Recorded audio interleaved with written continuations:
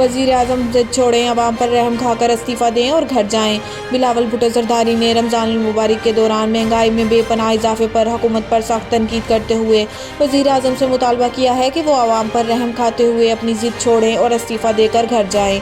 Selected हुकूमत ने अवाम को दीवार से लगाने में कोई कसर नहीं छोड़ी। रमजान में खाने पीने की अशिया की रिकॉर्ड कीमतों ने अवाम की कमर तोड़ दी है। बिलावल भुट्टो ने कहा कि मुल्क और इसके मसाइल का हल मौजूदा हुकूमत के बस की बात नहीं। रमजान के आगाज में घी, आटा समेत 16 अशिया की कीमतों में इजाफा हुकूमती नाअहली है। स्पीकर कौमी असम्बली को जूता मारने की धमकी पर शाहिद खाकान अब्बासी को नोटिस जारी। साबिक वजीर आजम शाहिद खाकान अब्बासी को ये लेटर गैर पार्लिमानी रवैये और ऐवान में बदमज़गी करने पर जारी किया गया। कौमी असम्बली के कवायद ज़वाबित के कायदा 21 के तहत जारी होने वाले खत में कहा गया है कि शाहिद खाकान अब्बासी के इस तर्ज अमल से असम्बली की कार्रवाई में खलल पैदा हुआ। कराची में भी कोरोना का बरतानवी वेरिएंट तेजी से फैल रहा है। वजीर सेहत सिंध डॉक्टर अजरा पेचोहू ने कहा है कि मुल्क के दीगर सूबों के बाद सिंध में भी कोरोना वायरस के यूके वेरिएंट के केसेस रिपोर्ट हुए हैं। कराची में सामने आने वाले कोरोना के नए केसेस में से आधे केसेस में कोरोना की नई बरतानवी किस्म पाई गई है।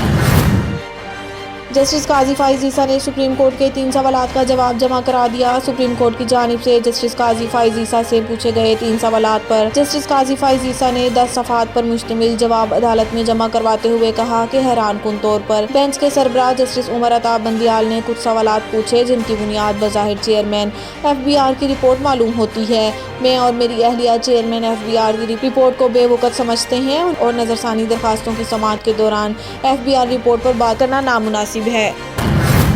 7 रज़वी कत्ल और दहशतगर्दी के तहत गिरफ्तार हैं, इनकी रिहाई नहीं हुई। वज़ीर दाखिला शेख रशीद का कहना था कि गुज़िश्ता दिनों में जो कुछ हुआ इस लड़ाई में सोशल मीडिया का इस्तेमाल हुआ। सोशल मीडिया का असल मकसद पाकिस्तान की अमन को तबाह करना था। सारी सूरत हाल में भारत से 2-2 लाख लोग ऑनलाइन थे। भारत हमें पिटफ में ख़राब करना चाहता है। हमारी अफवाज ने जानों का नजराना देकर दहशतगर्दी ख़त्म की।